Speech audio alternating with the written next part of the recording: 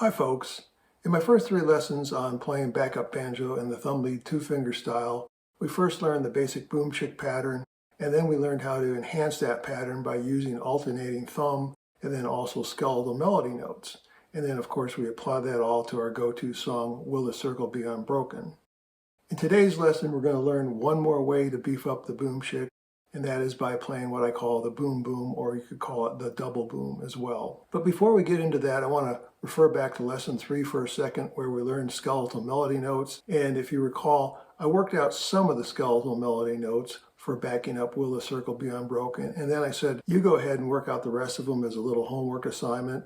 And I also said that I'd later post a tab so you could compare what you did with what I did. Well, I now have that tab up on the Banjo Hangout. And if you go to the description of this video below, you'll see a link to that tab. So if you want it, go ahead and snag it off the Banjo Hangout, compare what you did with what I did. And if you have any thoughts or comments that you want to share, go ahead and post them in the comment section for lesson 3, and I'll look for those comments and be glad to reply to you. Okay, with all that, let's just get started on today's lesson on the boom boom or the double boom. Quite simply, a boom boom or double boom is just when we take the boom chick and replace the chick with a boom. So rather than playing thumb pinch, we're just going to play thumb thumb, 2 thumb notes. And if we look at a measure of 4/4 time, we have 2 possibilities here. We could play boom chick boom boom, or we could play boom boom boom chick. So we can vary it up how we want to approach that. And let me just do an example. I'm just going to play on the G chord here. I'm not going to go to different chords. I'm just going to stay on the open G chord and show an example of playing a boom chick boom boom. So what we're going to do is use alternating thumb by kicking off on the 3rd string, going to the 4th string, back to the 3rd string, and then we're going to play a boom boom. And the boom boom is going to be down on the 4th string, and the 2 boom boom or thumb notes are going to be the open 4th string, a D, followed by an E on the 4th string at the 2nd fret. So 3 boom chicks using alternating thumb, and then the boom boom on the 4th string playing the D note and then the E note, and then we can just start over again playing that whole passage over and over, and you'll hear what this sounds like. So let's give that a go.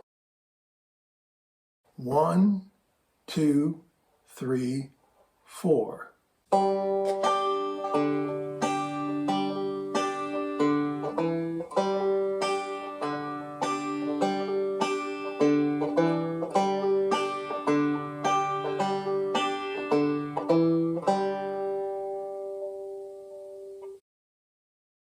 That's basically it. Nothing real fancy here. We're just throwing in, notice how that sounded like a little walk up where we hit the 4th string and then we played it open, we played the D note, then we played the E note, and then the next note with the thumb that followed was again the G note. So we kind of used this extra thumb note to walk back up to that G note on the 3rd string. That's what we do. And there's all sorts of different combinations we can do on the G chord or any other chord here. And we'll explore that a little bit as we get into Will the Circle Be Unbroken? Well, the questions that should come up right now is, what notes do I play when I do a double boom or a boom boom, and where do I insert them into a song? Well, let me just give you some general guidelines for doing that when you're starting off. And don't take these as hard and fast rules. Take these as suggestions to help you get started to find places where you can do this. As you get better with playing these boom booms or double booms and inserting them into your backup playing, you can figure out other ways to do this, but this should give you a bit of a framework for right now to get going. So the first thing we want to think about is that we want the boom booms to be corresponding to melody notes. So when we play those 2 thumb notes, we're going to play melody notes. Again, we're not going too far with the melody. We're still playing in support of the singer or the lead instrument, so this is not really going to compete. We're just going to play 2 melody notes in succession. And here's another thing we want to shoot for. We want those 2 notes to be neighboring notes, which means, for example, if the first note is a G on the 3rd string, open 3rd string, then we want the next boom to either be the next note in the scale going up or the next note in the G scale going down. So if the first boom's a G on the open 3rd string, if we want to go up, the next note would be an A, or if we wanted to go down, the next note would be an F sharp at the 4th fret of the 4th string. So think in terms of trying to play neighboring notes here that are also melody notes. And then in terms of where you might put this into a song, there's a lot of different possibilities, but again, these are guidelines to get you started. Think about lead-in notes at the beginning of lines and phrases, and we're going to do this with Will the Circle Be Unbroken in just a second. So when you're leading into a phrase or a new line, think about those first couple notes as being possible notes where you might want to do a double boom. Another great possibility is when you're about to change chords. You can use the boom boom as transition notes from one chord to another. If you're going from a C chord, the last two notes you play on that C chord might be a boom boom, and then you go right into the G chord and you're either playing alternating thumb or skeletal melody notes or something else. But chord transitions are a great place to play these boom booms. And we'll see that as we go into Will the Circle Be Unbroken in just a minute. Well, that's about it for explaining what the boom boom is all about. Let's just jump forward into Will the Circle Be Unbroken and see how we can apply this to backing up the song. Let's work with just the first two lines of the chorus of Will the Circle Be Unbroken to look at where we might insert double booms or boom booms. And throughout this, we'll use the alternating thumb with the boom chick as our basic pattern, and then we'll modify that when we come to the boom booms. First, let's consider the first line and look at the very first words, the lead-in words, which are will the. And will the are two notes here. If we were just going to play that with a alternating thumb and boom chick pattern, will would be a boom or a thumb note, and the would be a chick. And that thumb note would be on the open four string, the D note. So all we need to do is figure out how to replace that chick with a thumb note. It needs to be a melody note as per the guidelines, and we want to be a note adjacent to the D note, the first boom. Well, we can't go down, we don't have any lower strings, so we only can go up in the scale. And from the D note, the next note in the scale would be an E note, that's the second fret of the fourth string. So there we have our two notes, a D and an E for the boom boom. And by the way, those are the melody notes. If we work this out, will the is a D and then an E, so it all fits together here. So in this example, we're going to kick off with the boom boom. We're not going to play boom chick, boom chick, boom chick, and then boom boom. We're going to kick off with the boom boom and then go to boom chick, boom chick. Let me just play that banjo alone so you hear it a couple times, and then I'll play it with singing, and then maybe we can do this together. 1, 2.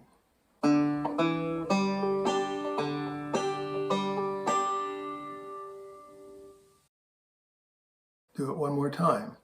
1, 2.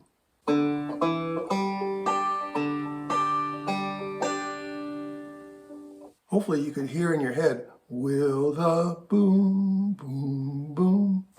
So we're just following the melody when we play that boom boom there and its two adjacent melody notes. Let me give it a go with singing. I'll just sing the whole first line once, and then why don't you try it with me? I'll play through it a couple times maybe and get some practice on it. 1, 2. Will the circle be unbroken? Do it one more time so you hear it all. 1, 2. Will the circle be unbroken? Hopefully you're convinced that this adds just a nice little something, a little bit more musical richness to that basic alternating thumb pattern without going beyond supporting the lead singer or the lead instrument here. It's still putting us in a supporting role with the backup banjo. Well, you want to try this together? I'll start with the 1, 2, and then we'll just launch into it. Alrighty, here we go. 1, 2. Will the circle be unbroken? Want to do it one more time? 1, 2. Will the circle be unbroken? And one more thing with this, we don't necessarily have to do alternating thumb. We can also do the boom boom with skeletal melody notes. Let me demonstrate that. I'll just kick off with the boom boom and then sing and play the skeletal melody notes, and then maybe we can do that together. 1, 2. Will the circle be unbroken? So alternating thumb or skeletal melody, it still works out just fine with the boom boom either way. Let's do it together. I'll do it one more time. 1, 2. Will the circle be unbroken?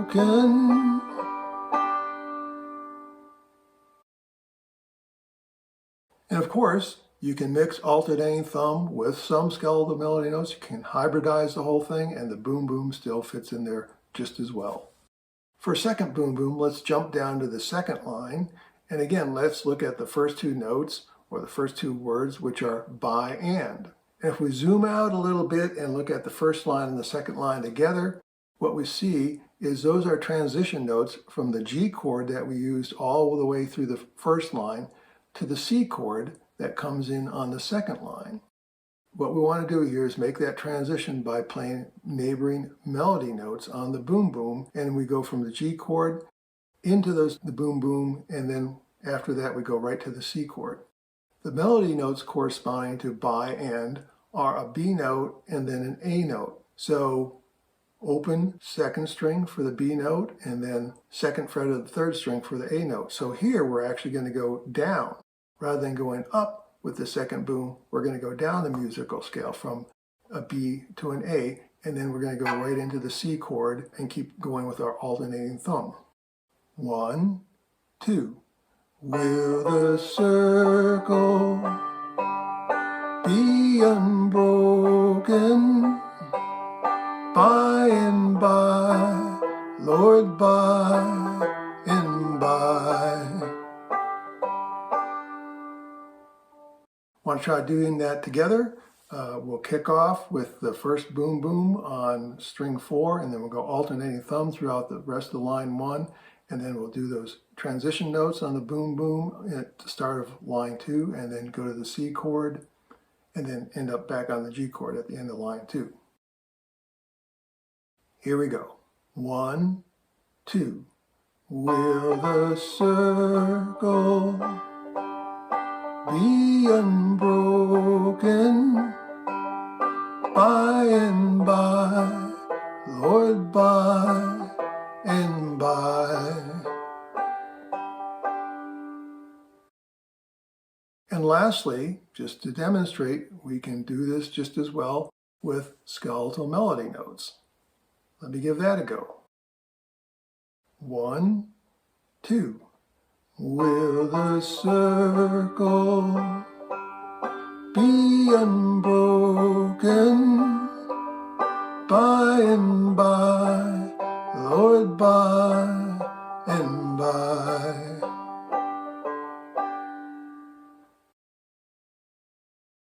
Well, I'll tell you what, I'll play the first two lines of the chorus through 2 more times. The first time, boom booms with alternating thumb, and then on the second time through, I'll do boom booms with skeletal melody notes. 1, 2. Will the circle be unbroken?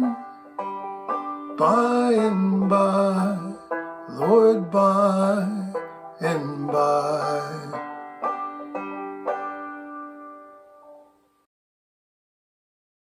All right, now with skeletal melody. 1, 2.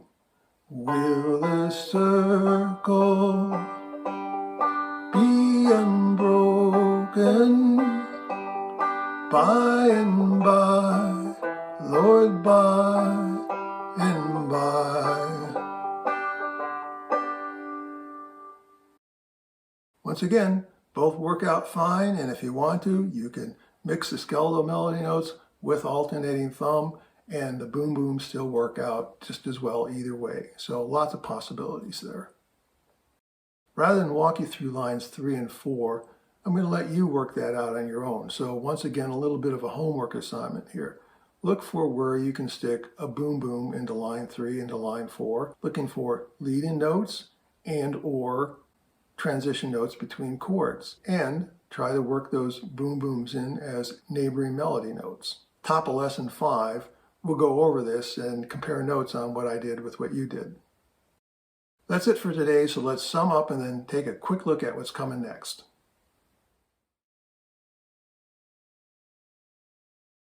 The boom boom or double boom is yet another way to spice up the boomstick while remaining in a supporting role behind the singer or the lead instrument. And all we're really doing is taking the boom chick and replacing the chick with another boom. So rather than thumb pinch, we're playing thumb thumb. And you can weave the boom boom in with both alternating thumb as well as skeletal melody notes. So this stuff all works together. There's no competition here. It's not one or the other. You can weave alternating thumb with boom booms and skeletal melody notes and create all sorts of different arrangements for backup. So a lot of possibilities just from learning these three things to enhance the basic boom chick.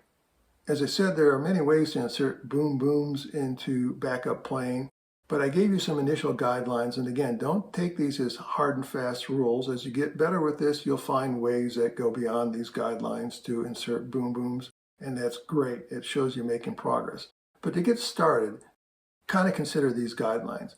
First, in terms of where you might put boom booms into a song or a tune, look at lead-in notes to lines or phrases and see if they work there.